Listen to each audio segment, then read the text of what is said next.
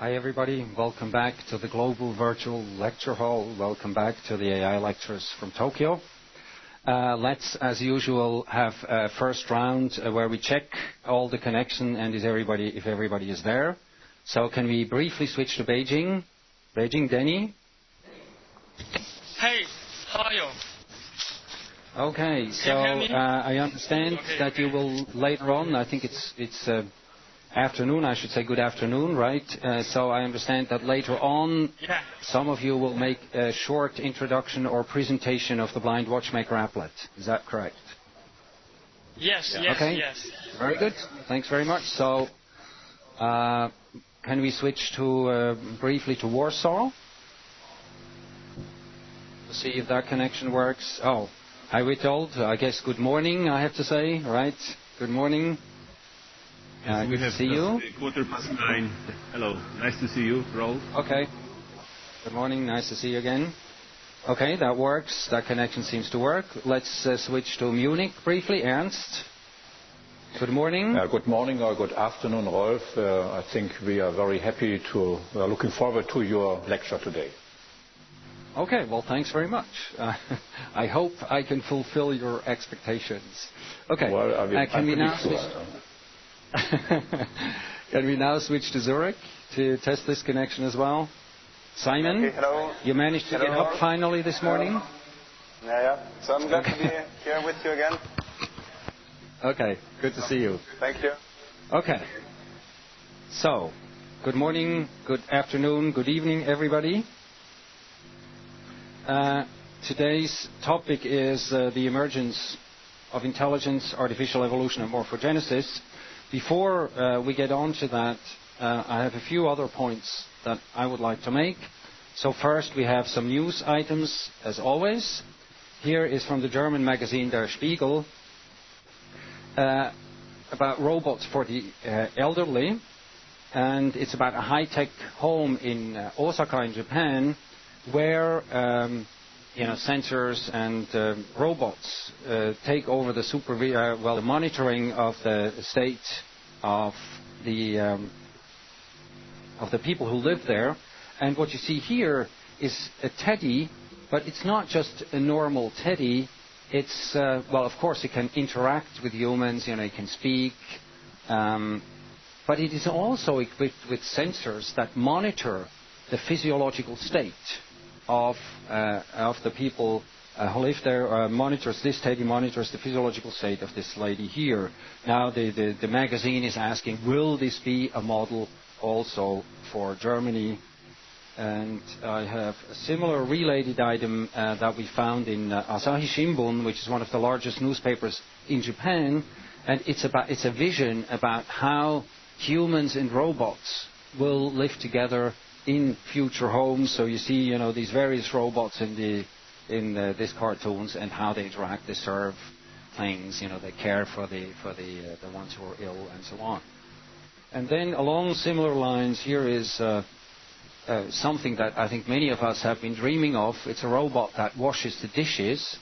Now, in this case, the idea is that the dishes are equipped with certain types of IC integrated chips to facilitate the task for the robot. In the future, the items that we buy in the stores will not only have barcodes, but they will have chips incorporated with a lot of information.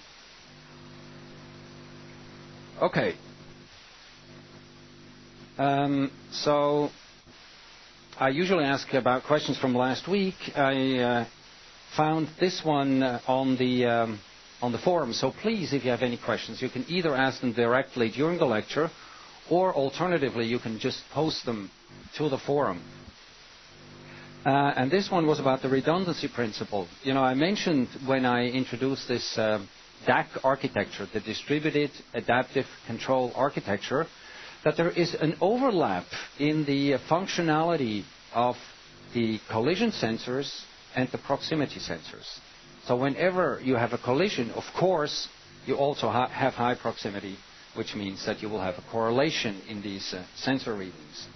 And this partial, but it's not a complete overlap, because the collision sensors, they only give you information when you actually have a collision, whereas the proximity sensors give you information continuously. Now, the question was whether this should not be called the diversity principle. Now, I think, of course, we want to keep diversity in the system. Diversity, sometimes we don't want to quibble about words. We don't want to fight about words. I think what we mean, and the idea is really to have this partial overlap in functionality. And it's important that these are different physical processes, because if one physical process breaks down, say you have a camera, and then it gets dark, it's useless to have 10 cameras. But if you have a camera and an infrared sensor that also works in the dark when there is no light, you have the two different physical processes. I think that's important. Okay. Well, thanks very much for the question, and please do post your questions. I will try to respond to those questions and take up some of them then also for the lecture. Okay. Today's topics, we have a short presentation on the Kirsch-Brooks debate. I will talk about that in a second. I will finish up the behavior-based approach with some final comments, and then we start with the main topic. And then I'm very happy to say that we have the latest from Japan, Professor Satoshi Murata of Tokyo Institute of Technology, who is one of the leading people in the field of modular robots and self-assembly and self-repair. I think we can very much look forward to his presentation today. Okay, so this is from last time. We looked at this behavior-based approach, as you remember, and this is the beginning of embodied artificial intelligence. Don't forget that next week we have live from Boston Rodney Brooks in this global virtual lecture hall. So he's joining us in this lecture hall. And I have here on the bottom of the slide, I have the times of the various sites. And mind you, in Boston, this is all... check the time in Boston. This is AM. So he will be joining us from 3:15 AM to 4:15 AM. I think we owe him a drink for this one. Okay, so don't miss next week. Okay, so this is a summary of this... behavior-based idea, the behavior-based decomposition. On the top of the slide here, you have the traditional decomposition, which goes from sensor readings, sensory stimulation perception, modeling, planning, task execution, motor control to the motor action. This is what's also been called a sense, model, plan, act cycle, or a sense, think, act cycle, if you like. And robots that have been built based on this principle, they're typically extremely slow. Even though they have very fast processors, they're extremely slow. Now, humans and animals, biological systems, biological neural systems have a much slower pace, if you like. But it's interesting to observe that humans are much faster than most robots on most tasks. Not all tasks, but most tasks. So Rodney Brooks kind of hypothesized that something in this perspective must be fundamentally wrong. So maybe we're looking at the problem in the wrong way. And he suggested the decomposition that you see on the bottom of this slide from sensors that directly feed into these different what's called behaviors, and these behaviors can then directly influence the actuators. And that's a completely different way of looking at it. And indeed, the robots that have been built on this basis tend to be cheaper and faster. And then, there's some minor things that I don't want to go into at the moment. Of course, when you have, let's say, a behavior for collecting objects, and here you have one for avoiding obstacles, then if you want to collect something, you have to grasp it, obviously. And so you have to have some kind of inhibitory connections in between. Please read about this. Now this then leads to this principle of parallel loosely coupled processes, which is, as I outlined last time, one of the goals. It is one of the goals of this lecture series to come up finally with a set of principles that characterize intelligent systems and that we can use as heuristics. Heuristics are sort of rough rules on how to proceed. We can use these as heuristics for actually designing systems. And so the principle of parallel loosely coupled processes, which we can directly extract from this behavior-based approach, says that intelligent behavior is emergent from agent-environment interaction. It's based on a large number of parallel loosely coupled processes. As we have seen, they're all working in parallel. They're asynchronous. They all work on their own. So basically, metaphorically speaking, they have to have their own processors, but natural systems, have many of them anyhow. And they're coupled through the agent's sensory motor system and through the environment. Now let me just make one very brief comment what that means.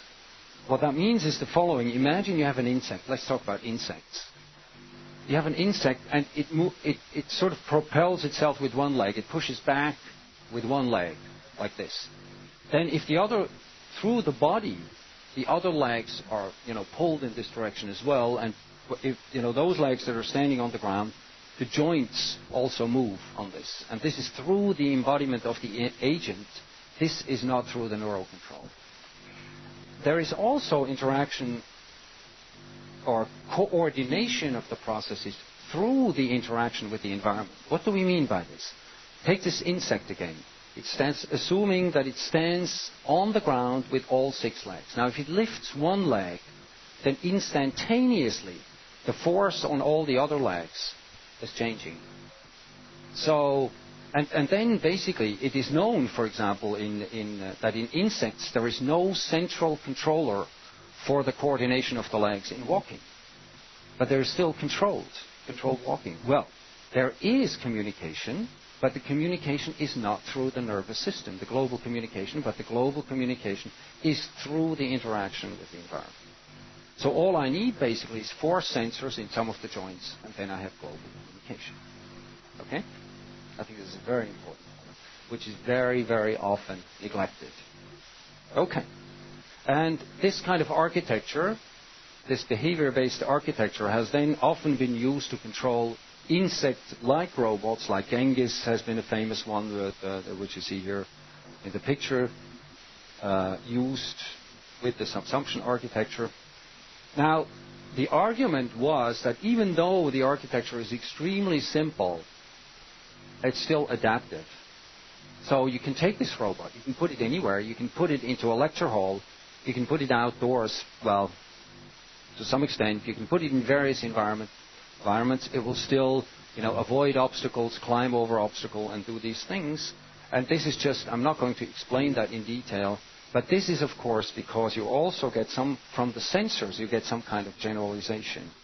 I mean, think about this, generalization from sensors, what that might mean. Generalization from sensors. So if you have an infrared sensor, the infrared sensor doesn't care what type of object it is. It only cares about surface properties. So it generalizes over different types of objects, and this is why you get adaptive behaviors, even though this is very simple. And in Brooks's case, in the original case, that wasn't even a learning system, but still there was a certain level of adaptivity. Now, but of course the subsumption architecture can be used with learning as well. Okay, now, so Brooks was arguing, of course, that this kind of architecture, that humans basically also have function based on very similar principles. We always think that humans, is a very high-level thinking, whatever that might be. And he argued that, well, maybe, it's just relatively simple. And then he devised this robot cog. Now, what does cog mean? What does cog mean? I mean, it's a pun. Brooks is now, since about a year or two, he's now American. He used to be just Australian. Americans always like to make puns. A pun is kind of a game with words. They always like to play with words. And cog, so what does cog refer to? Why is it called cog? Well, okay, I have the answer on the next slide. One cog stands for cognition. So the idea is that this is a robot that should have something like cognition. But also, it refers to the cogs of a wheel. These are the cogs, what you see in these wheels that, mechanical engineers know very well about. So, I guess the idea that he wants to communicate is, well, maybe cognition is just emergent from the interplay of many of these cogs.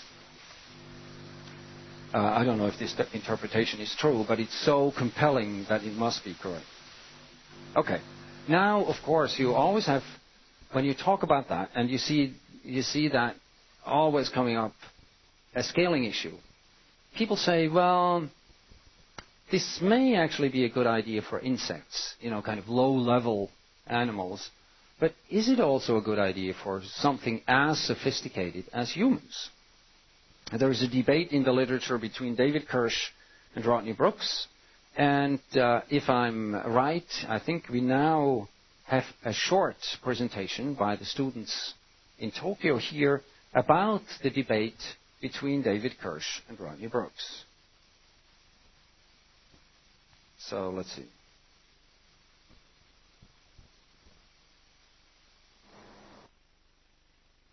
Hey, Rolf. Can I take over? Please do. Please present us, stand up, proceed to the front.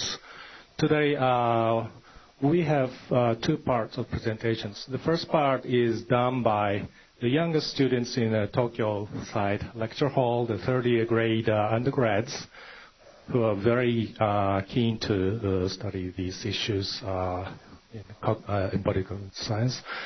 And they will first present about the debate and their viewpoint, and then one master course student will present some additional comments. Maybe it's some extreme view, but an interesting comment.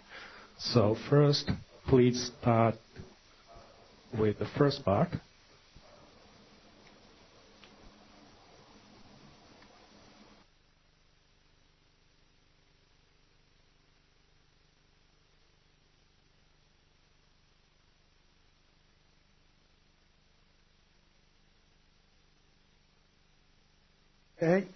We would like to summarize two papers on artificial intelligence. One is by Dr. Kirsch. Today, Earwig, tomorrow men. And the other is by Dr. Brooks from Earwig to men. I would like to explain the idea discussed in today, the Earwig, tomorrow men. The idea was presented as a counter to Brooks' opinion. Brooks proposed the way to control agents by performing some actions simultaneously. He called it subsumption architecture. Kirsch admitted that Brooks' method was effective in duplicating low-level behavior, such as that of insects. But, on the other hand, he pointed out that it is not sufficient to produce high-level behavior. Kirsch had several reasons to criticize him. Kirsch said that situationally determined machine agents cannot predict others' behavior or future dangers. In other words, such kind of agents cannot utilize the knowledge obtained from past experience. In addition to this, Kirsch mentioned that the conceptualization of environment enables agents to acquire more information and give them ability to select proper selection from wide range of choices. Next speaker will show you Brooks' response from earwig to human.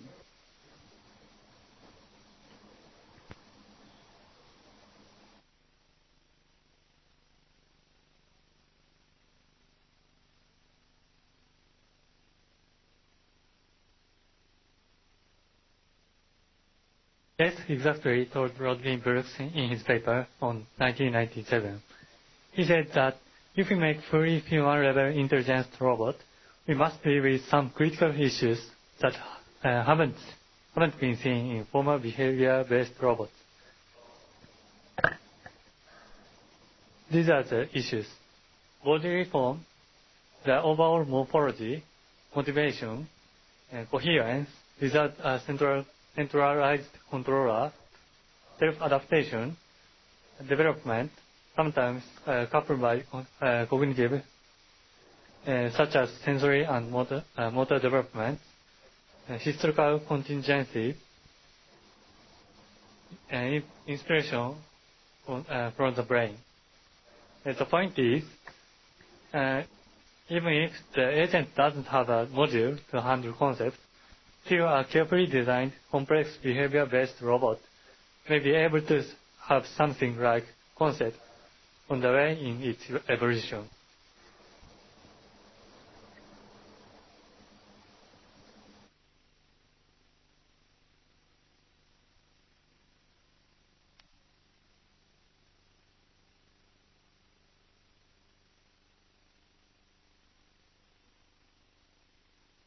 Now, I will summarize the debate between Cash and Brooks.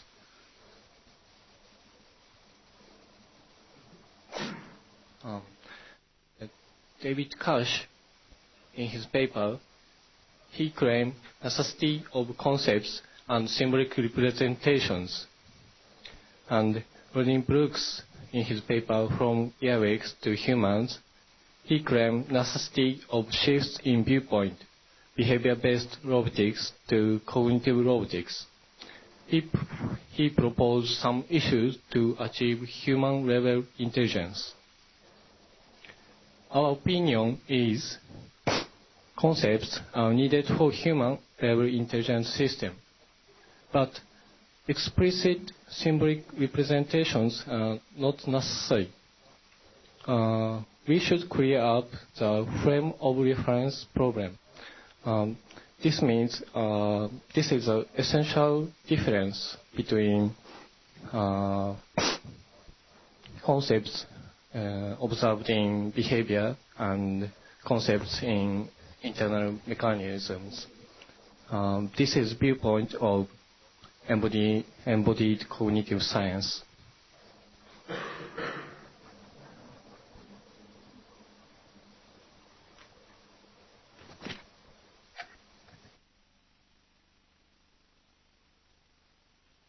Okay, let me talk about my personal opinion about the problem of COG project. In a paper, Brooks insists that in order to generate higher concept, in order to generate human-level intelligence, we must deal with lower concept. But building lower concept goes against the principle of COG project, principle of emergence of higher concept from loosely coupled sensory motor system. Let me show an example. Kismet possesses linguistic ability and communication ability. Then we can observe sociability emerges, but communication abilities contains concept in itself. In next step, we must think about emergence of communication ability. Thus, I think we seem to be trapped by infinite regress of building concept problem. So let me show an alternative strategy. I think we better restart from Breitenberg Beagle, but this time it is driven by dynamics, such as chaos. And that's all. Thank you very much. Okay, thank you very much. The last part was a little bit sort of stepping outside to the future, but probably becomes relevant in the future lectures by Professor Pfeifer. Okay, so Rolf, please take over. Okay, well, thank you very much. So we have had a summary, I think an excellent summary of the debate between David Kirsch and Rodney Brooks. One, a critic, sort of more from the David Kirsch, more from the classical cognitivistic camp. Rodney Brooks, from this behavior-based camp. And then we've had the opinion, I think very outspoken opinion from the people here in Tokyo who have been working and investing a lot of effort in a dynamics-based approach, sort of viewing cognition as being emergent from dynamical systems, from a dynamical systems perspective. I think the speakers, they also mentioned. The speakers mentioned the robot Kismet. And so I think it would be appropriate to have a short video on Kismet. Next week, I assume that Rodney Brooks will also be showing something about Kismet, and then we already know maybe we can ask him critical questions about it. So can we have the Kismet video now? Thank you, Kismet. You're a pretty funny person. Now laugh. Do you laugh at all? I laugh a lot. Carol says I laugh a lot. I so too. I try not to laugh at her. Okay. You're adorable. Yeah. Who are you? What are you? I'm a teacher. There's not this. Here, I want to show you something. This is a watch that my girlfriend gave me. Yeah, look, it's got a little blue light. I almost lost it this week.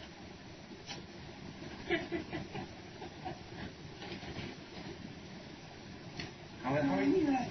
You know what it's like to lose something? Yeah, sure. You are. So observe carefully what's going on. Yeah. I'm going to try closing my eyes. Let me try opening my eyes.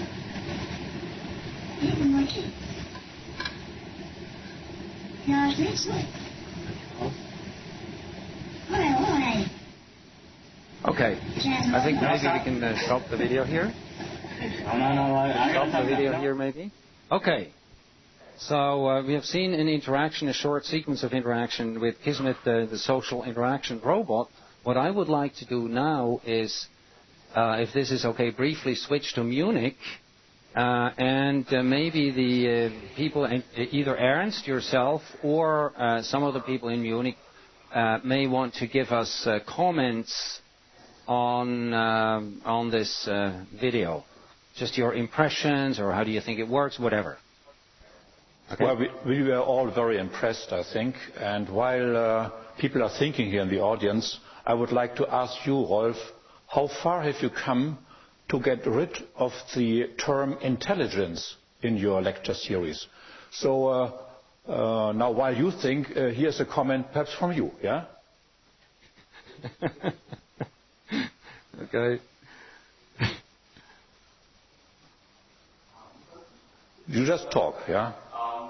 Well, it seems quite natural human behavior on first view, but... Can you hold the microphone a bit closer, please? Excuse me, can you hold the microphone? Yes. Okay.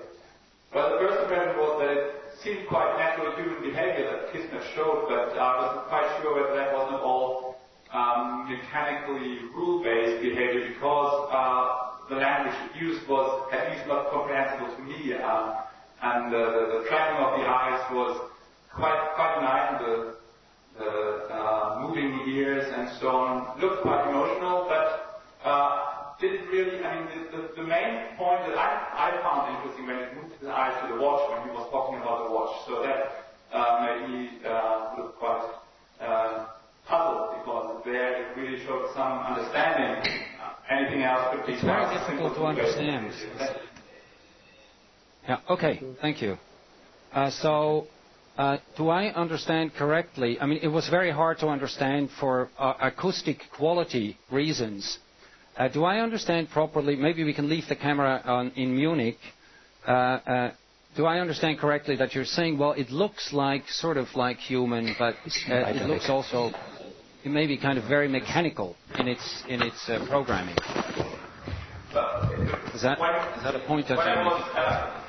In the sequence. Sorry. Okay, we have a new microphone now. That's much better. Is it better? Better? Yes. Understanding better. quality better. Okay. Yeah, much better. Good. First, it looked quite impressive, but in the longer run, then I thought it was quite mechanical. But when he looked to the watch, then I was quite surprised that he could move his attention according to the subject of what they were talking about. So that was the one moment where I was puzzled and quite impressed. But anything else could have been done by quite simple rule-based behavior. Okay, that was a very good point. Excellent. Yeah, thank you for your comment. Do we have another comment from Munich? Other than the comment about Sylvan using the term intelligence? I don't have a comment, but perhaps a suggestion.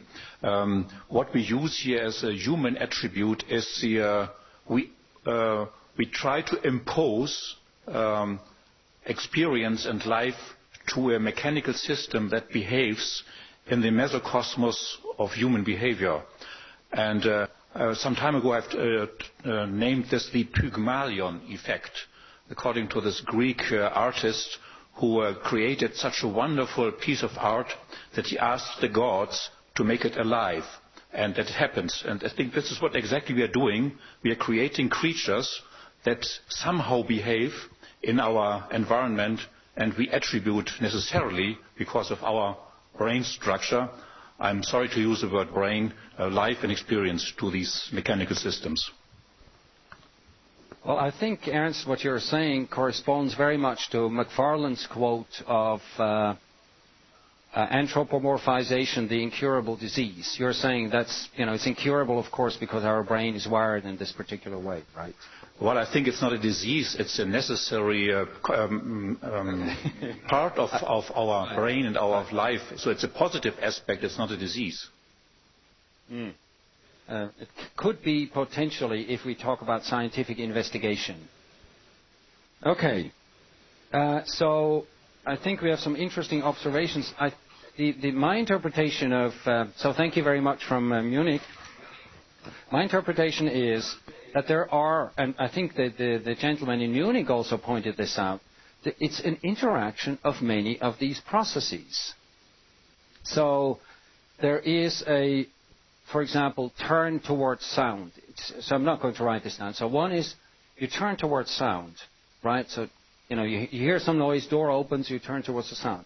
Then follow a slowly moving object. So you follow with your gaze, you follow a slowly moving object. And then if something is moving fast, you turn towards that. That's also a reflex. And then there is a habituation reflex. If you have been doing something for a while, then you lose interest in that. And then basically the strength of doing that, engaging in that behavior, is reduced. When something gets too close, you move away.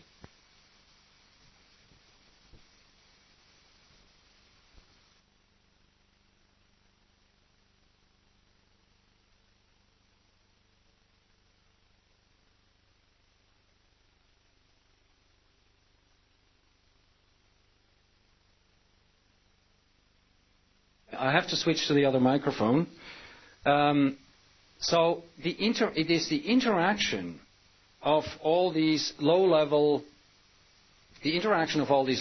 processes that gives this behavior. Imagine if someone is coming into the door, that gives a noise. Kismet turns the head, follows the person, habituation takes over, turns back to this. And when the person shows the watch, there is something moving fast.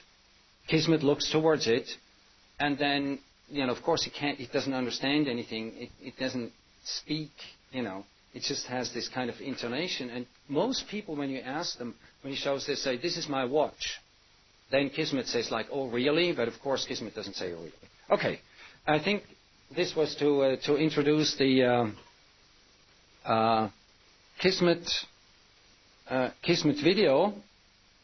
And with that, let me see if I have any more slides here. We had the comments from Munich. Yeah, I think that was it on the subsumption architecture.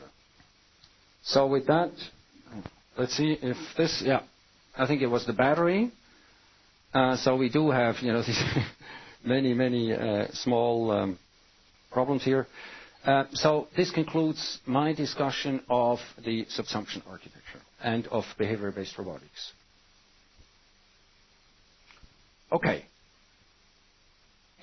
I think the best we can do here is we can either take some questions here, or because we're running a bit out of time, maybe we can have a discussion during the break, or please also put your questions and issues. You can also raise deep philosophical issues, your issues in the forum on the internet.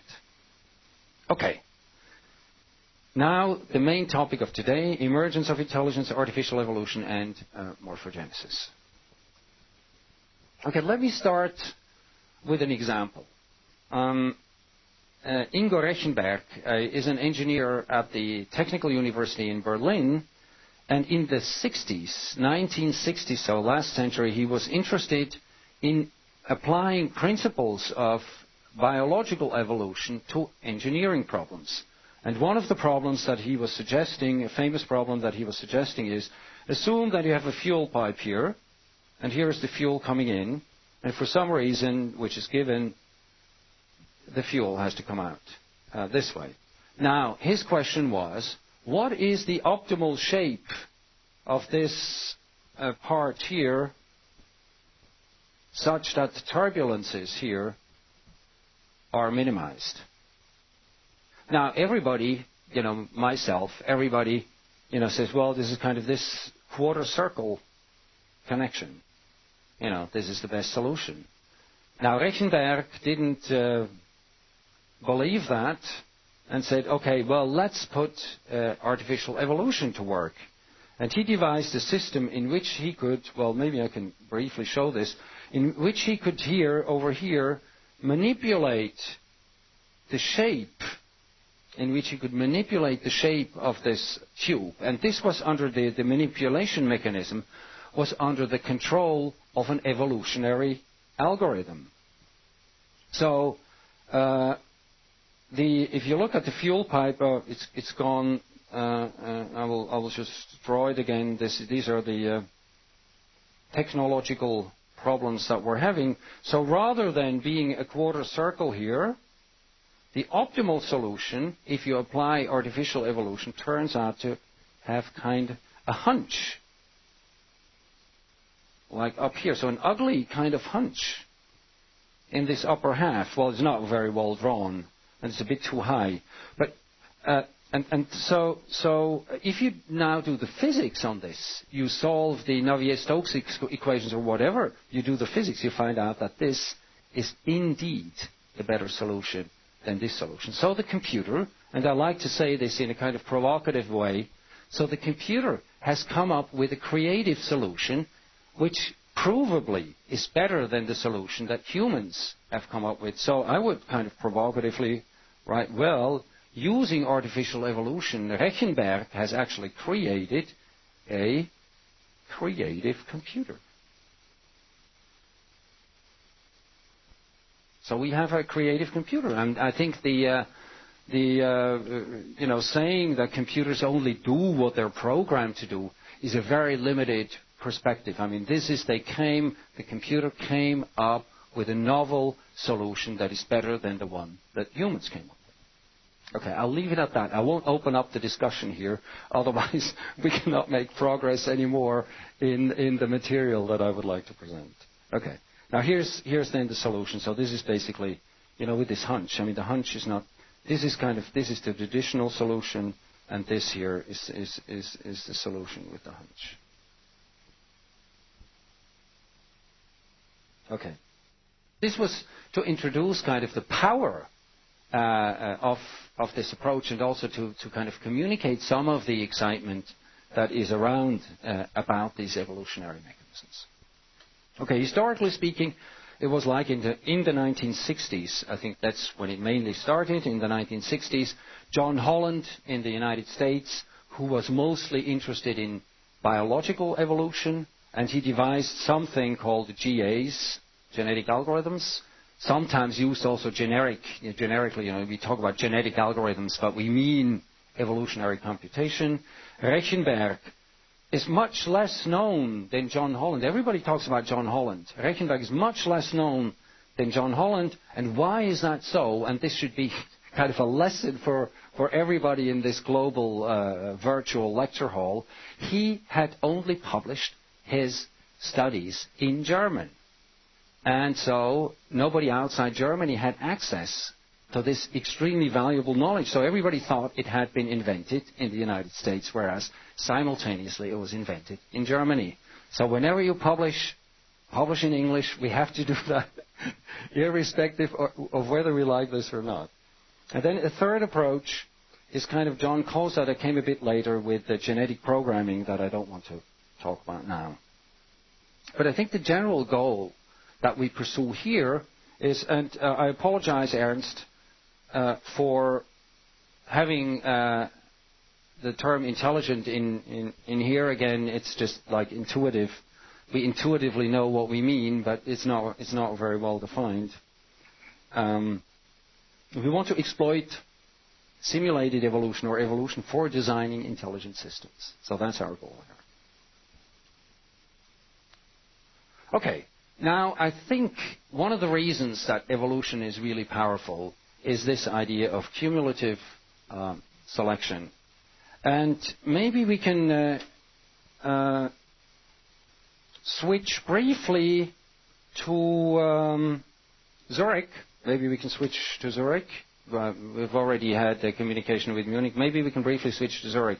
What I would like to ask either Simon, maybe you want to comment yourself, or maybe some of the students want to comment. I'm basing my presentation here on the work by Richard Dawkins. Richard Dawkins is an evolutionary biologist. He's also an excellent writer, so I can highly recommend his writings. And one book is called here, The Blind Watchmaker, which is an early book, which I don't know, 10 years old, maybe a bit older. And then a newer version of it, which is called Climbing Mount Improbable. And I would like to ask you in Zurich why you think that these books have these titles. Let's start with The Blind Watchmaker. Why the title The Blind Watchmaker? What could that mean? Okay, thank you, Rolf. So I'm sure that the students have maybe some interesting comments on that. So why is the book entitled Blind Watchmaker? I think watches are something pretty well known here in Switzerland, so maybe it's a good point to ask us here. So, any comment?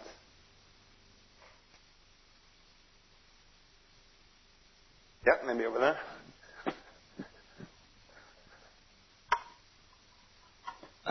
I would guess that the title, The Blind Watchmaker, was chosen because it seemed that life on Earth is like a clockwork.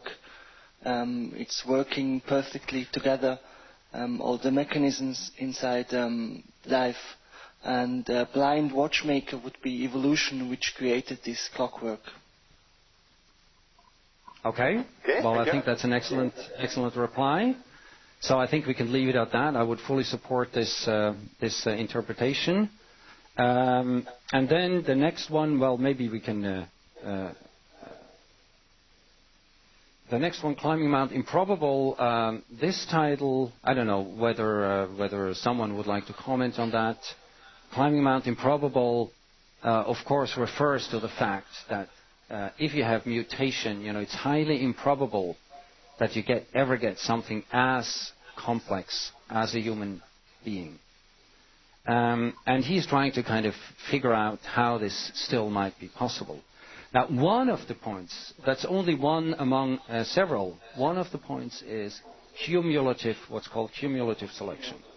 And I think that's very fundamental to understand, and that's why I have an example here It's called the biomorphs, and I call it the power of aesthetic selection. Now, what we have here, what you see here on the left, are a few creatures that have been generated using a very simple computer program. And there is an encoding, so that's the way all these algorithms work. I will later on give an example in more detail. Is an encoding of the creature in a genome, which is essentially a string of numbers called the genotype. Then there is the expression of the genes. Here, in this case, the graphical appearance that you see on the left, which is called the phenotype. And then you have a selection of individuals for reproduction. So from these phenotypes, you select, or a few are selected. Now, what we're doing here in this kind of biomorph approach, either way, I have to see, in this biomorph approach, is what we're doing here is we're using what's called aesthetic selection. So it's a bit like what animal breeders do. You have a lot of animals, then they reproduce, and then you select the ones that you like best for further reproduction. And what we do here is we select those that we like best for further reproduction. And the term biomorph goes back to Desmond Morris. Desmond Morris is a surrealist painter that has been painting for many, many years, for over half a century. First exhibition in 1948, most recent exhibition in 2002. Surrealist painter who created this term biomorphs, and Richard Dawkins has been getting inspiration from the work of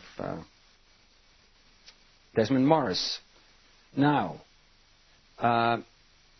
what we will now have I think, further explanation, and let's see how we're doing in time.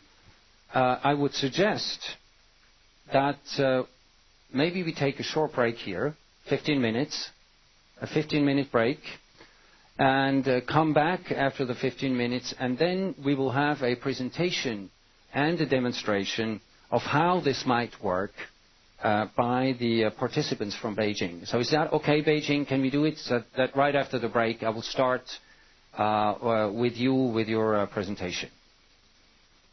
Okay? Yes. So, okay, let's do that. So let's take a 15-minute break. No problem. And see you back in 15 minutes. Okay. Thanks for your attention. Thank you.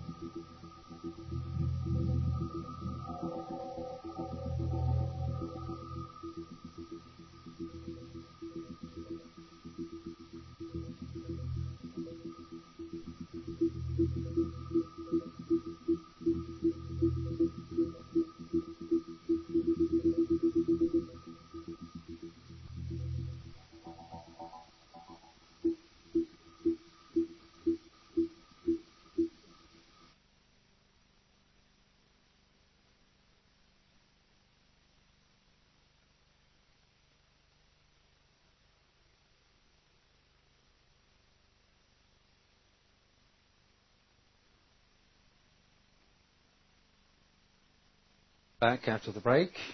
So we're in the process of talking about artificial evolution and this example of the biomorphs to demonstrate the power of aesthetic selection. I guess one of the points that is really interesting about this is how simple these algorithms are, but then how powerful they are.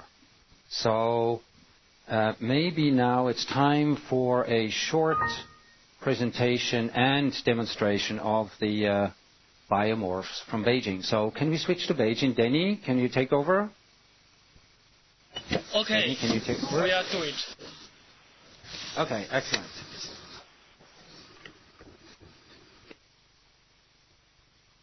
So they're taking over the application sharing.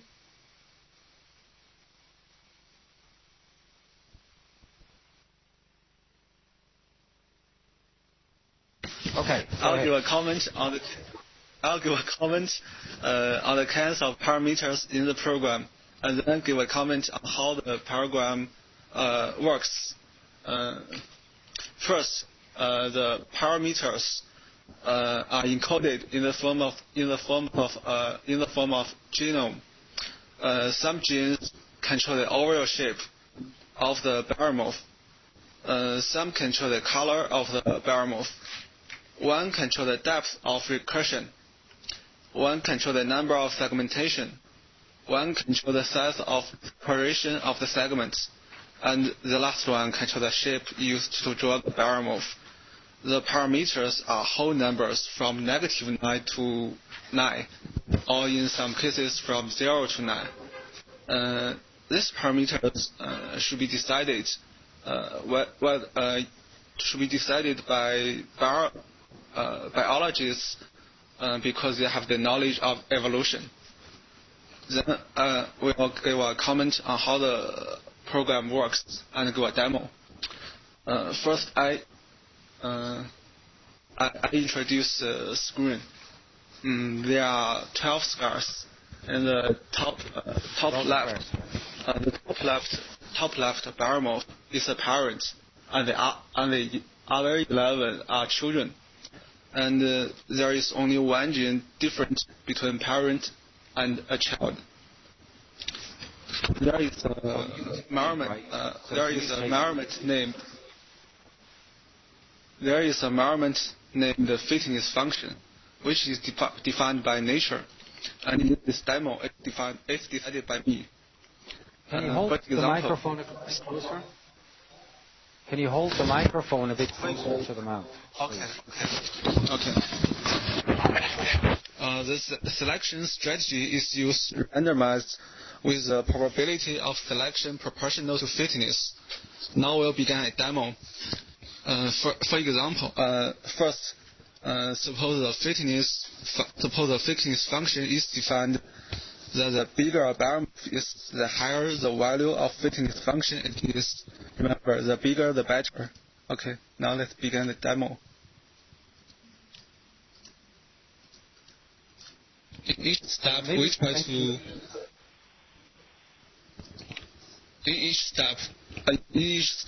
to choose the biggest.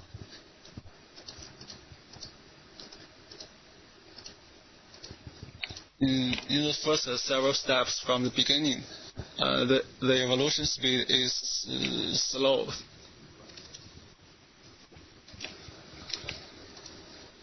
Okay, now the speed is very fast.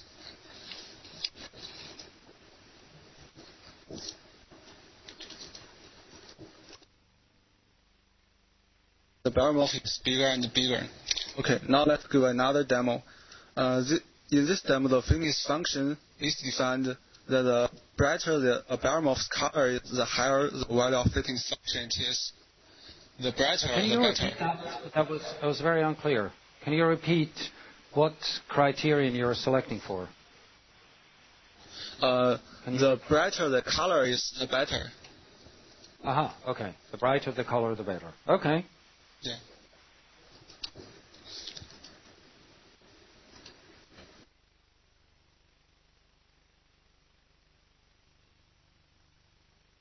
You don't look at shape at all, only at color.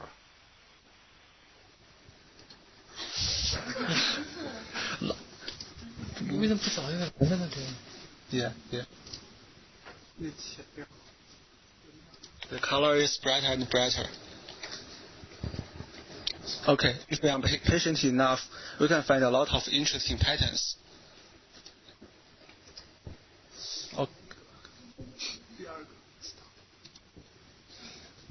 Okay. Now I'll give a summarization. Now I'll give a summary. The blind watchmaker applet demonstrates how random mutation followed by non-random selection can lead to interesting, complex There is a forms. problem with the microphone. There is a problem with the microphone. I don't know. It's very hard to understand.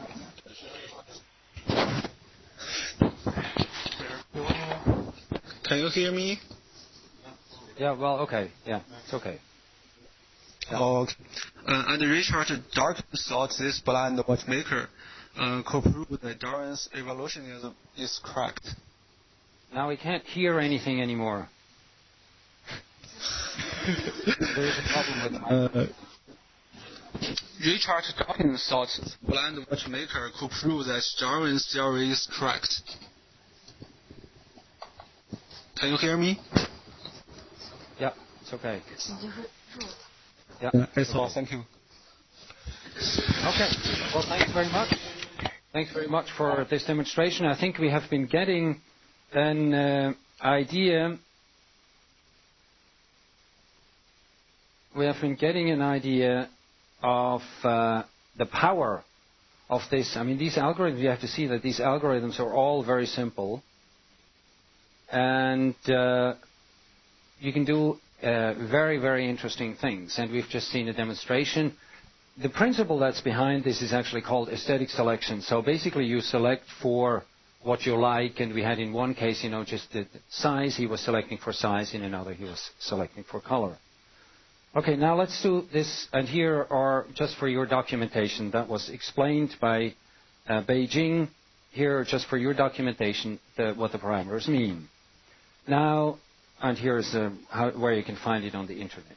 Now, all this fits into what I would call a kind of a grand evolutionary scheme. This applies to algorithms. This is not biological evolution, okay?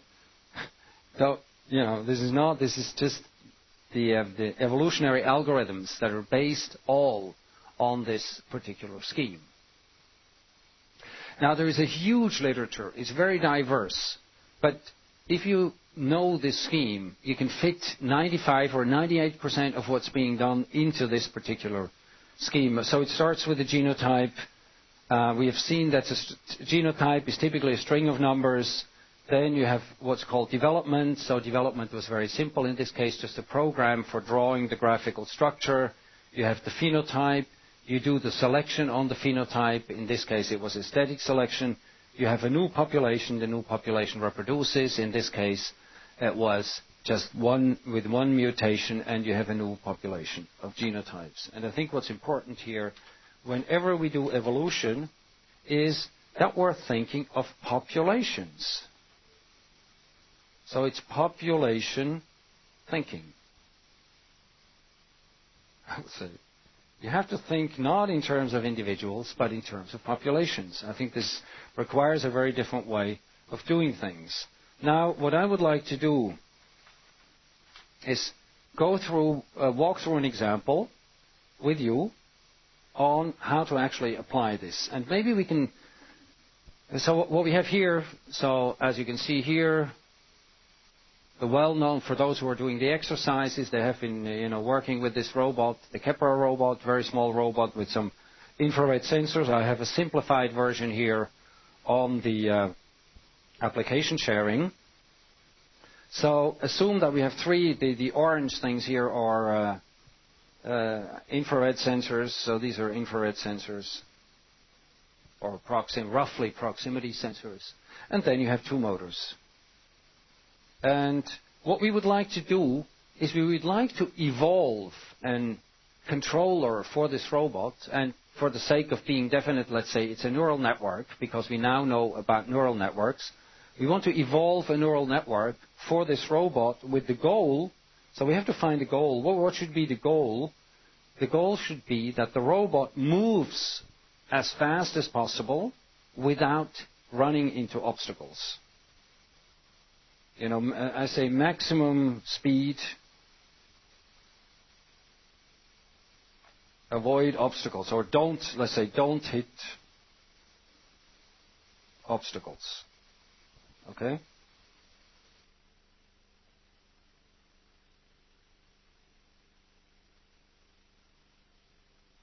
So that's the goal.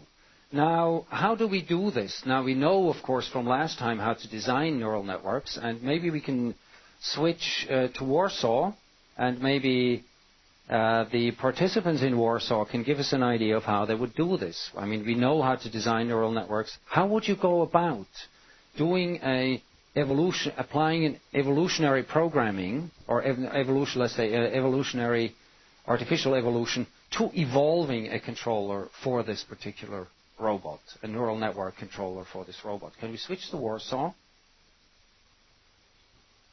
Witold, can you take over? Okay, so maybe we can have a comment on how you would do that. How would you go about doing that? We just decided to ask one of our graduate students, Michał, who would like to answer the question. Michał? So, in my opinion, the weights must be encoded into the genome. And we can hardly hear you. Can you hold the microphone a bit closer, please?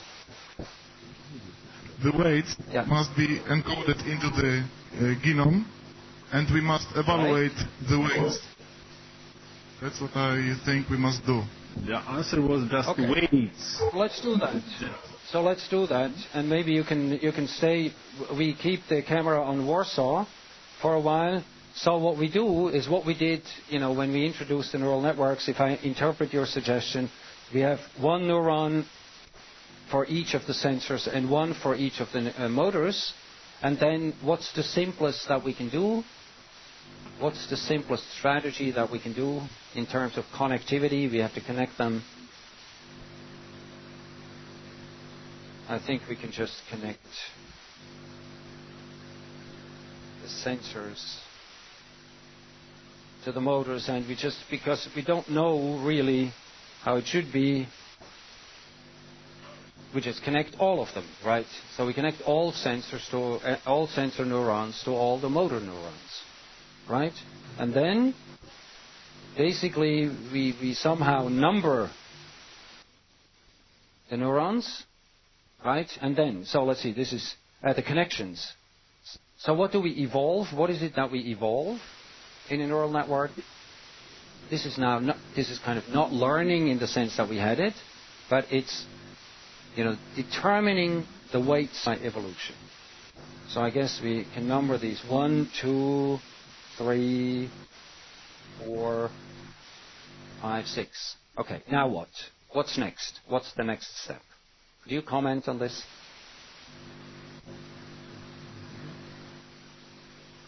Okay, what is the next step that we have to do? Or next step?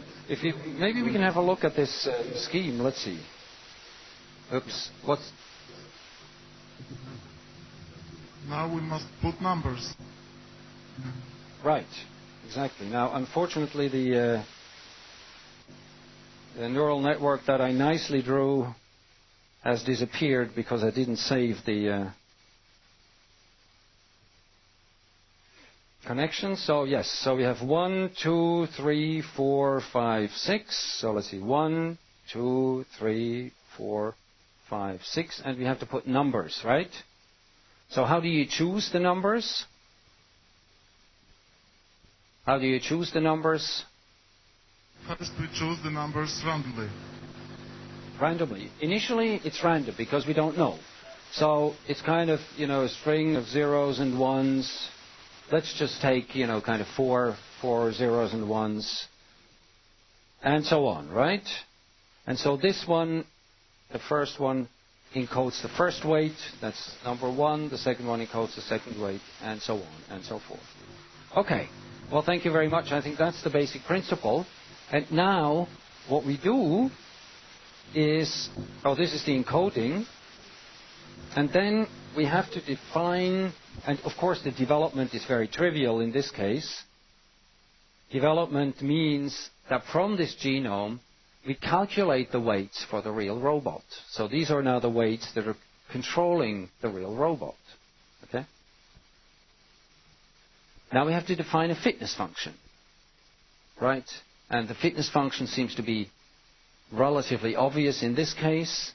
So the fitness function would be travel, how far the robot travels. So we measure how far it travels, measure distance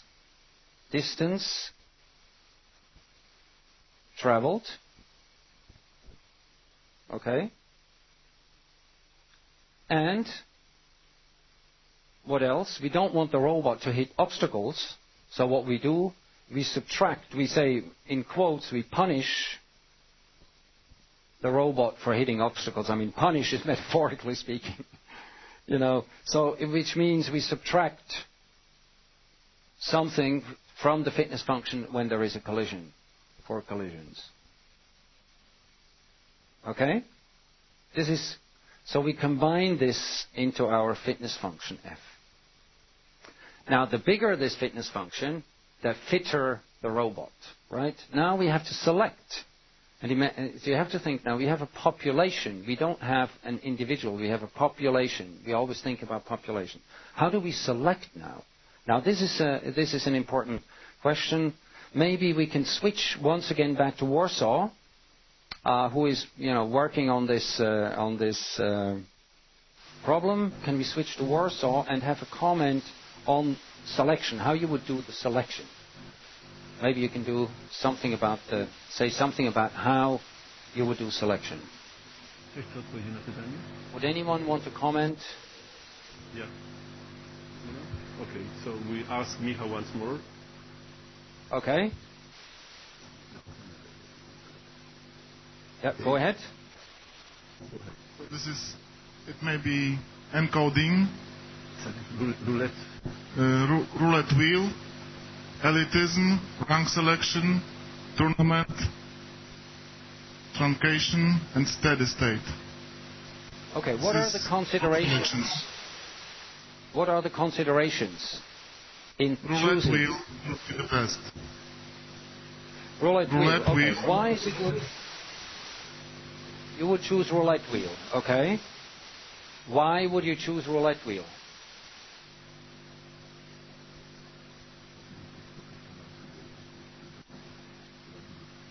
Probability is proportional to the fitness function. Okay, right. That's a very important statement. The probability of being selected is proportional to the fitness function.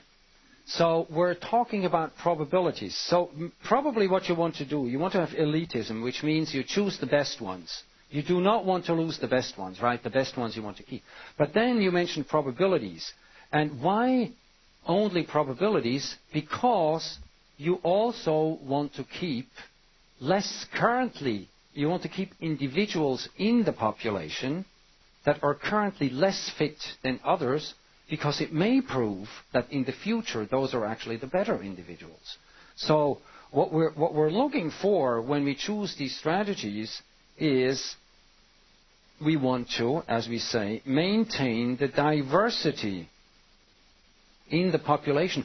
Only choosing the best ones would mean losing the diversity in the population. And if you only choose the best ones, then the system will no longer be adaptive. And there is a definite trade-off between choosing the best ones and between keeping diversity in the system. Of course, you want to follow up on the good ones. You don't want to lose the good ones. That is called exploitation. And keeping the diversity in the system is called exploration. Okay? So this is this famous exploration-exploitation trade-off. And you have to keep kind of an interesting balance there, and those are the most adaptive system with the highest potential. Okay, so much for selection strategy. So you can, by applying a proper selection strategy, you can deal with this trade-off. There is another way in dealing with this trade-off, and that is, of course, as everyone has guessed, mutation.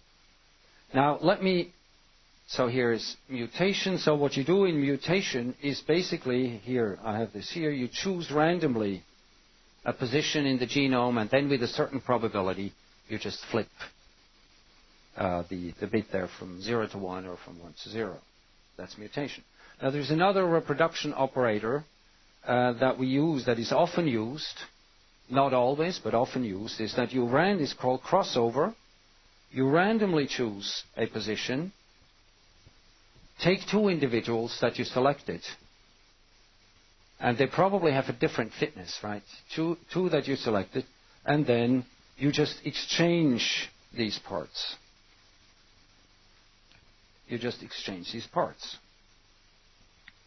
And then, of course, you apply mutation and then gene expression, and then we're back into this cycle. So what we've done, we have the genotype, we encode the weights first randomly, then we have this development, we calculate the weights, test them on the real robot, we choose the ones with the highest fitness.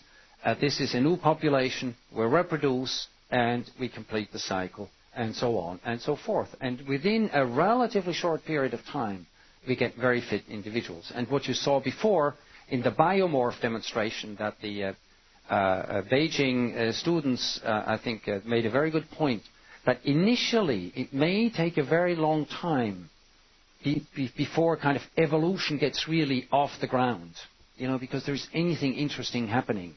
But once something interesting is happening, evolution can really take off. And this is what happens very often. Okay, well, this concludes my example here. Now, the introductory example. Now, what I would like to do now, I have to do some things. I have to finish up these evolutionary ideas next week. What I would like to do now is show you one approach in which, and this is, of course, for us here, because we're interested in embodiment, very important, one approach that was trying to not only evolve, what we did before, we took the Kepler robot, right, and we evolved a controller for the Kepler robot. So the morphology of the robot was given, and all we did, we evolved the neural control for it. Okay, well, that's interesting, but not really all that interesting, right? What we would like to have is we would also like to evolve the morphology. Because that, we saw, if you're interested in embodiment, then morphology is very important, as we know. So one of the first who has been doing that is Carl Sims, and he evolved very interesting creatures. What I will do now, I will just show you a very short video, and then we will talk about it. You can think about it, how this works. You can read about it, and we will talk about this next week. Okay, so can we have the Sims video, the first part?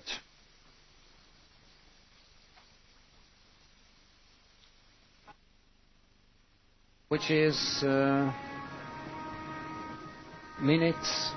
I gave you the numbers. I think it's minute. One thing that's interesting to notice about these are a number of generations. Here's some that are evolved for swimming ability. This is for swimming. Here's a number of different strategies that came up.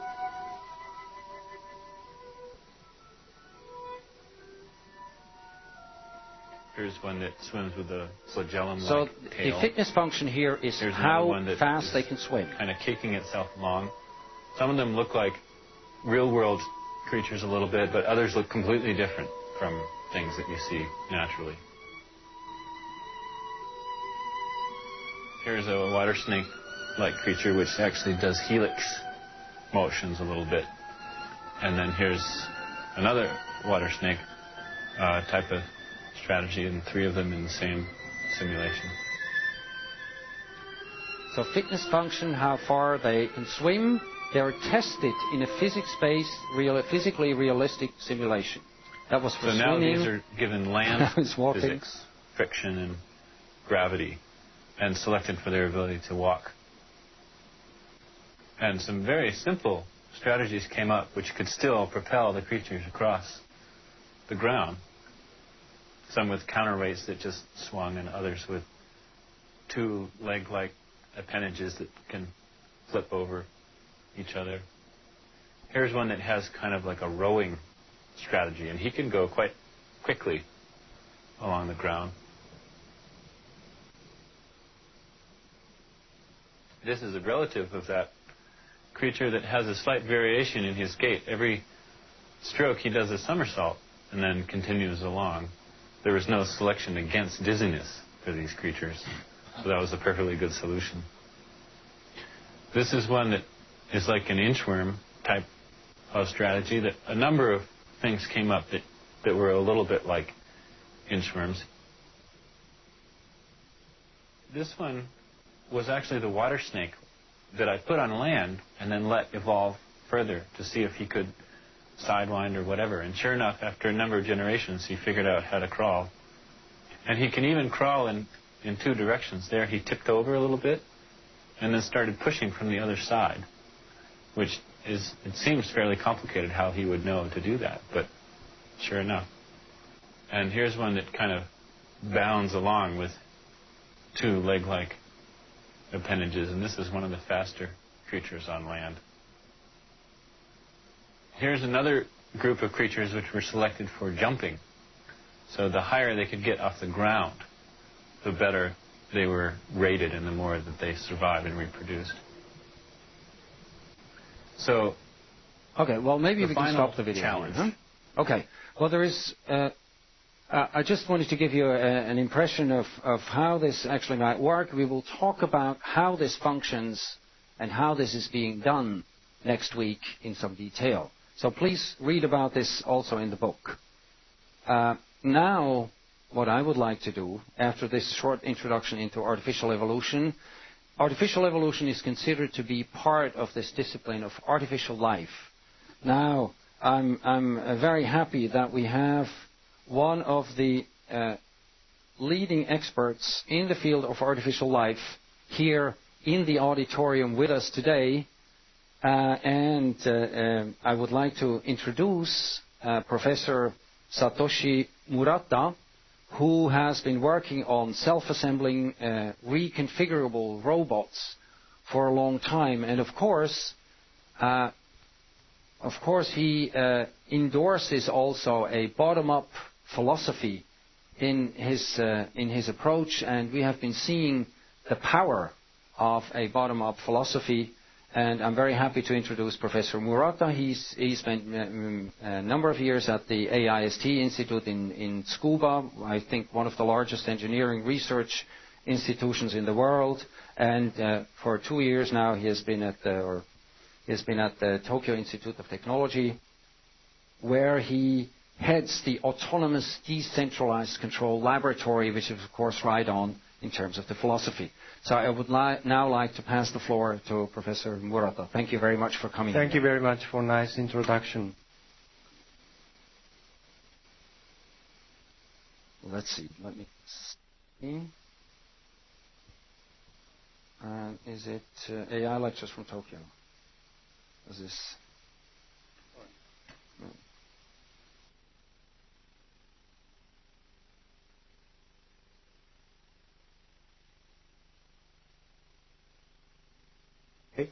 My name is Murata, Satoshi Murata from Tokyo Institute of Technology. And I would like to talk about self-reconfigurable robots for today's topic. And this piece of work is done with my colleague in the AIST. And first of all, I would like to introduce the concept of self-reconfiguration. Self-reconfigurable machine, which I want to talk about, is able to assemble itself and repair itself without external help. So it can change its body morphology without external help. And this function is called self-assembly or self-repair, which is able to change shape and function according to the environment and requirement. That means the machine can evolve by itself. And we adopt a homogeneous modular architecture for those self-reconfigurable machines, which means that the machine is made of many units, and those units are homogeneous in terms of hardware and software. Also, each unit has computational and communication capability, and they also can change local connectivity by using some actuator. So there are some advantages and disadvantages of taking this homogeneity structure. Advantage is it's easy to realize self-repair because of replacement. Replacement is always possible because they are homogeneous. And they can assemble arbitrary shape, so it's flexible for unstructured environment, and also suitable for mass production. But the disadvantage is also apparent, like it's too redundant or difficult to realize useful functionalities only by homogeneous components. And here I depict the concept of self-assembly and self-repair. In the self-assembly process, from the random shape, this is the aggregation of many small mechanical components, self-reconfigurable units. And in the self-assembling process, they can change their shape into a desired target shape.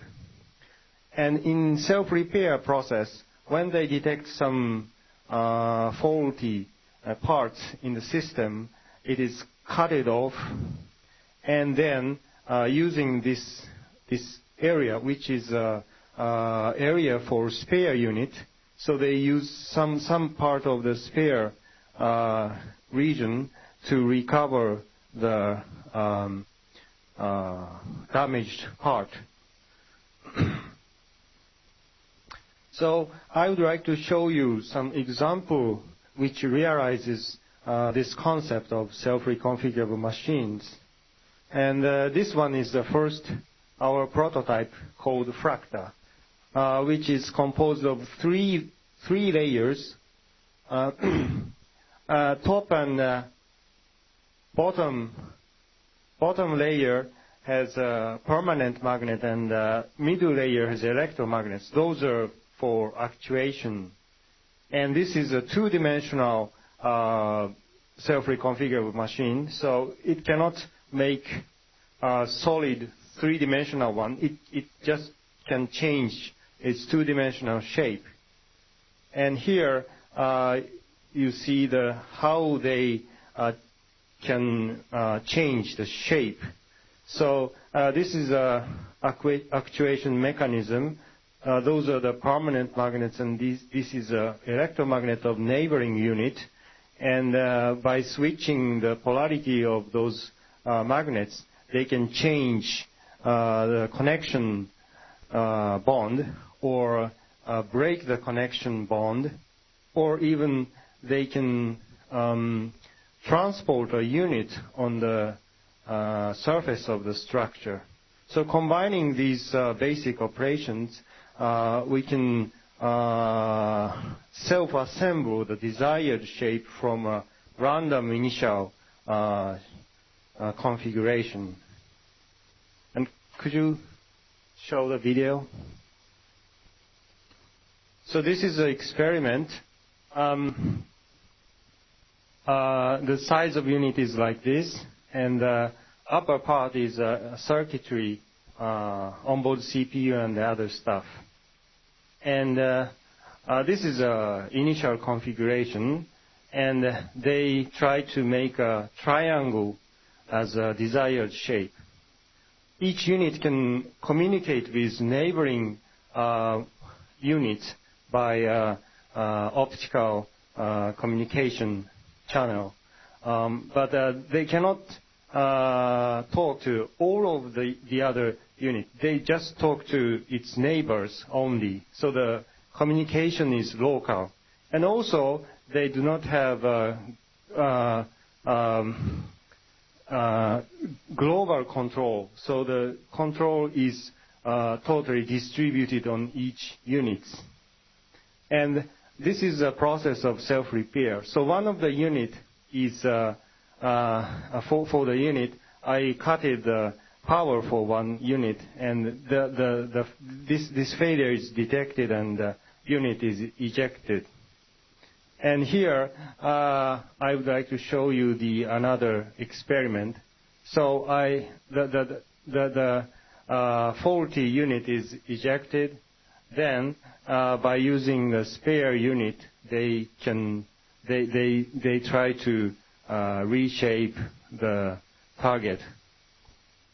But this process is not deterministic. So they use a kind of randomness to avoid a deadlock. So here they succeeded to restore the shape. So I would like to proceed to the next slide. So in the next stage, we try to extend this concept into three-dimensional space. But there are some difficulties in 3D system. So first of all, the spatial symmetry of 3D space requires more DOF. And it also requires torque to lift another unit in the gravity. And also some engineering problem like a mechanical strength or wiring, those are kind of complicated task to solve. And here I have several examples based on space filling polyhedra. The first one is called Proteo system, developed by Mark Kim and his colleague in Palo Alto Research Center. And this one is designed by myself, which is called 3D universal structure based on a regular cube. And in this design, we need 6 independent rotation axes like this. So it has 6 rotation axes, and also each hand, this one has a connecting hand, can connect to a neighboring module like this. So it's very complicated.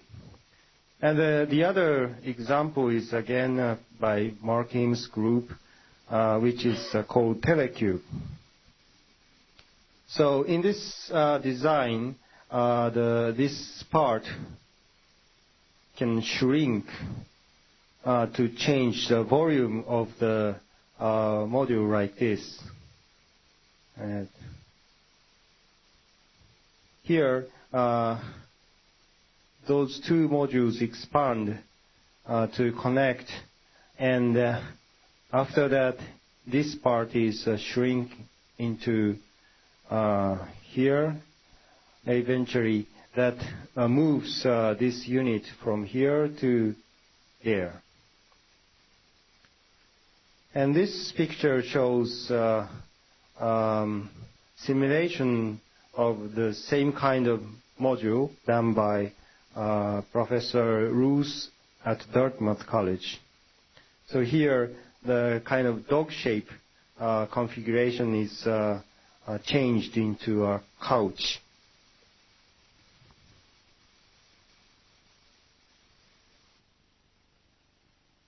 Now they done the task. So, but when you see those 3-dimensional self-reconfigurable system, the problem is its complexity. In our design, we need 12 actuators per unit. It's too much. So we rethink the design of modular system. And this is our recent solution for the recent solution, which is called MTRAN, Modular Transformer. So could you show the video? And this is a MTRAN module. It has two semi-cylindrical box part and a link part which connects to those two boxes. And in the link part, we have two servo motors which rotates the box. And on the surface of those box, there is magnets for connection, inter-module connection. Also, on the box, there is several electrodes to exchange the electric signal and also share the power. And this is a basic operation of the MTRAN module. And here, could you switch to this is a second prototype which we have done a year ago. In this prototype, we have some onboard battery and improved connection mechanism and also improved computation. All of them are packed in the module. Now I would like to explain something about self-reconfiguration planning. The planning problem is to find a reconfiguration path between configurations A and B. And this kind of planning problem for isotropic modules, isotropic means that it has a kind of regular crystal structure. Then for those isotropic system, lattice distance has good relevance to reconfiguration cost. So you can measure the difficulty of the reconfiguration planning based on regular grid system. But so when this metric is given, then reconfiguration planning becomes a kind of a simple search problem.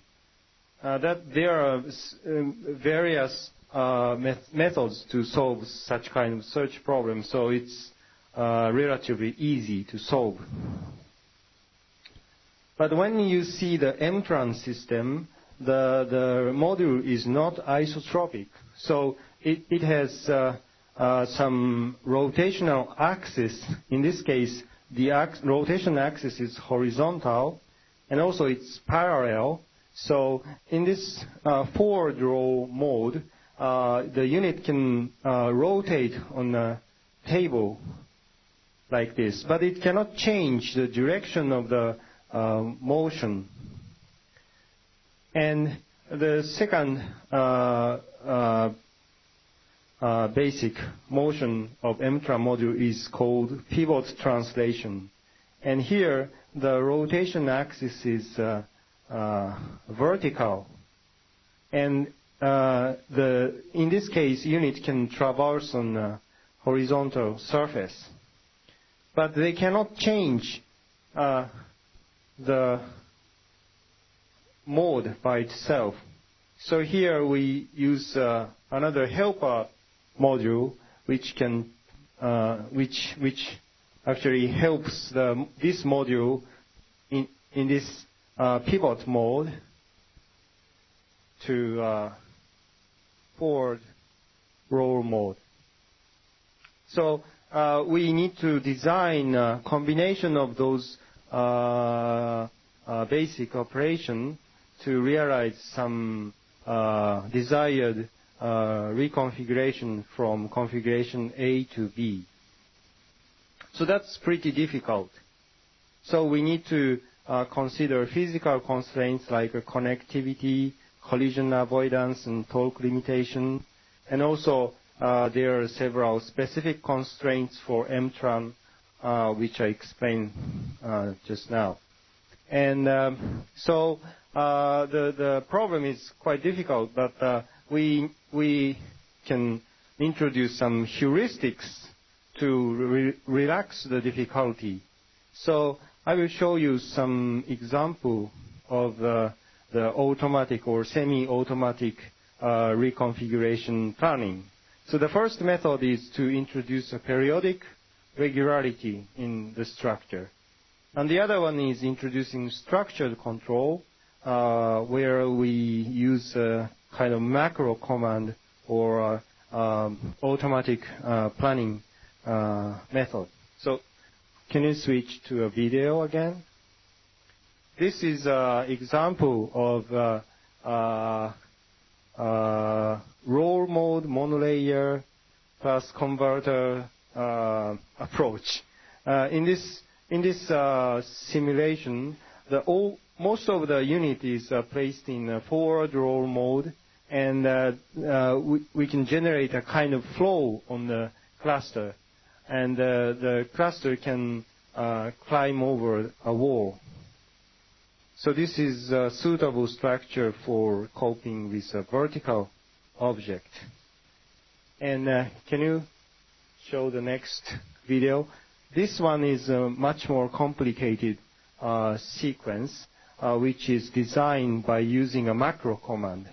So here, this long burrow cluster is a kind of material for building robots. So we can build many robots out of this material area. So the first robot is now built, and it can detached from the cluster and work by itself. All right. So this is a reconfiguration, about a reconfiguration. But the last part of my talk is about how to generate a motion.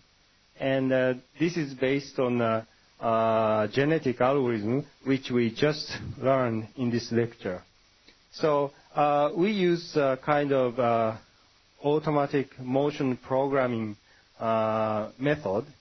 And here, all the joints in the robot is assumed to driven by some neural oscillator called CPG, Central Pattern Generator. And the thing we do here is to tune or optimize the neural network among those many neural oscillators. So here is neural circuitry for one unit. So it looks like very complicated, but it's basically very simple control system. So those pair of neuron represent a flexor or extensor neuron, which can control the motion of the unit. So, but each oscillator corresponds to one joint, but we have many modules in the system. So all the oscillator is connected by some neural circuit, and we want to choose proper weights for these connections, and also a proper connectivity matrix of the neural system. So we adopt a GA, which is a much more sophisticated GA. So we use kind of real valued, and we didn't use simple mutation, but use minimal generation gap methodology. So here you see, could you switch again to the system simulated in computer? So we simulate the dynamics of the many module structure, and And before optimization, they cannot work at all. Can you switch to the next one? But after optimization, so here we define the fitness as how effective they can work, to evaluate how effective they can work. And now it is we have a good neural control.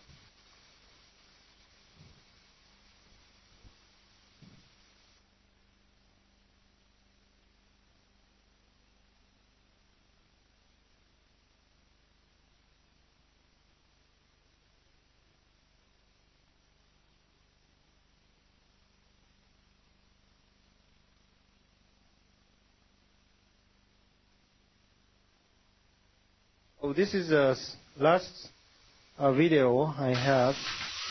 Oh. So the simulated motion sequence is downloaded to a real system, and here the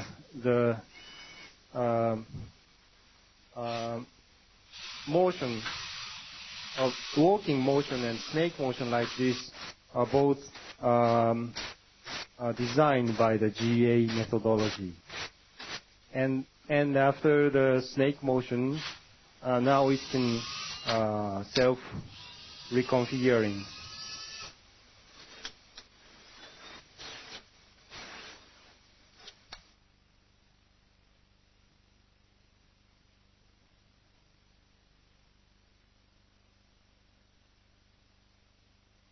Now it becomes kind of snake. Some modules are not necessary for this configuration, so it's just detached from the system.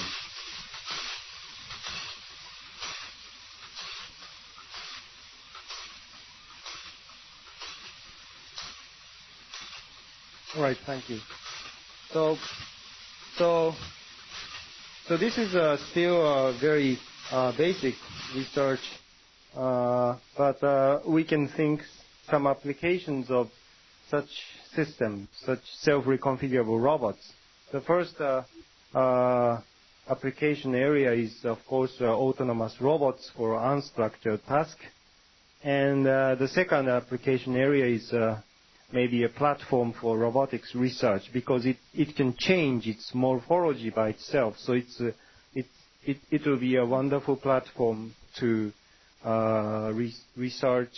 do research on evolutionary robotics.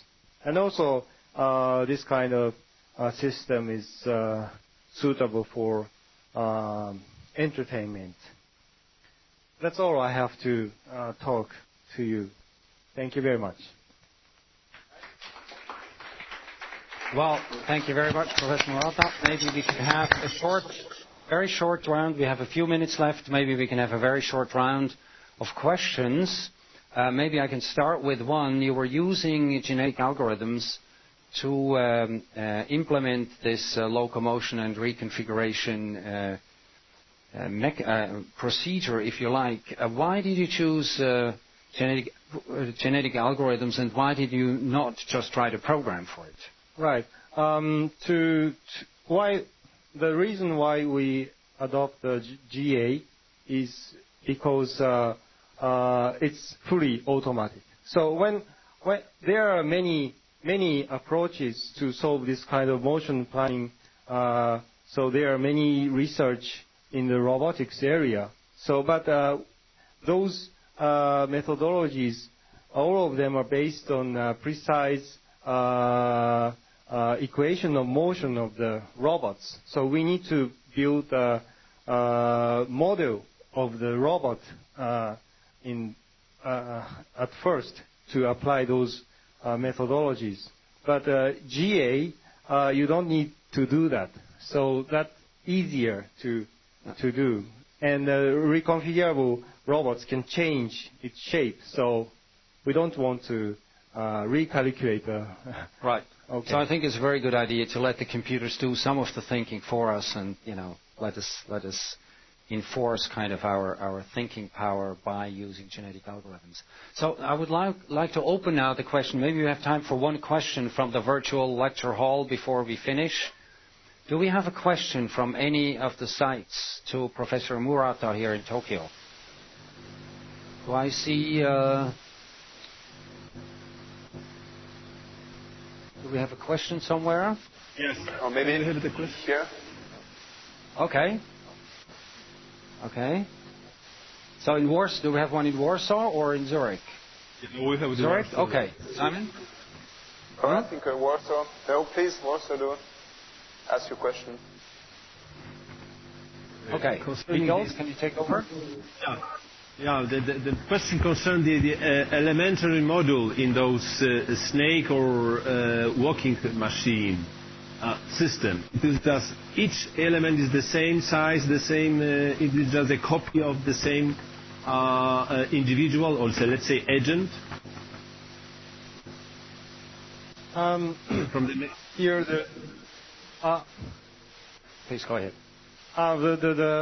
The system is totally homogeneous, so all the module has the same control and same shape. We also use the same parameter set for GA algorithm, so it is purely evolved motion, I think. Okay. So I think probably we have to come to a close here. So I would like to thank again Professor Murata. I would like to thank everybody for participating, and I have a few final comments before we close. So thank you very much again. I have a few final comments just on the lectures. So we have come to an end. Let's see. Let's look at the assignments, what we have in terms of assignments. So do you think it would be possible in Warsaw? Well, first of all, you should all read Chapter 8. We have a discussion sheet number 6. And maybe Warsaw could prepare something for next week on artificial evolution as a tool for automated design, as we have seen it today. I think this is a fascinating question. To what extent can it actually automate design? And then we had the latest from Japan. And I would like to thank you all for your kind attention. And see you all next week. And don't forget that we have Rodney Brooks live. He will be there at 3:15, from 3:15 a.m. to 4:15. We have more comfortable times here in Tokyo, and I think you also have more comfortable times in China and in Europe. Okay, so thank you for joining the Global Virtual Lecture Hall, and see you all next week.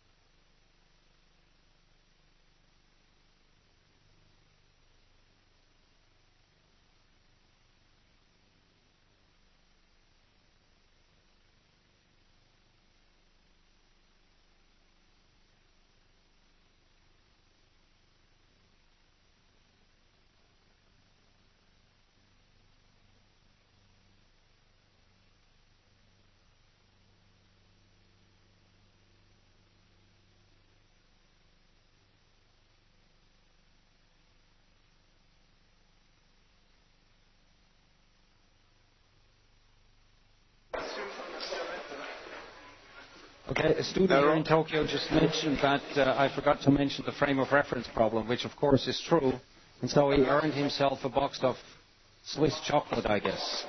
Okay, well, thanks for paying attention to this.